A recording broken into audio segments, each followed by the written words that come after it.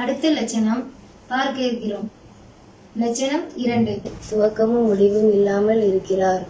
அதற்கான விளக்கம் என்னவென்றால், நம் நாட்டில் கடவுள் என்றால் உதவி செய்கிறவர் என்று பொருள்படும்.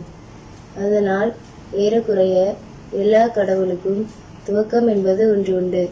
உதாரணமாக சொல்லப்போனால், சங்கரர் என்ற கடவுளை ஆதி சங்கரர் படைத்தார்.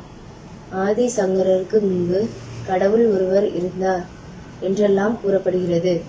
ஆனால் கிறிஸ்தவ மறையில் அவ்வாறெல்லாம் இல்லை. ஏன் அவ்வாறு இல்லை என்றால், கிறிஸ்தவ மறையில் கூறப்படும் கடவுள் என்பவர் மனிதனுக்கு உதவி செய்வதற்காக தோன்றியவர் அல்ல.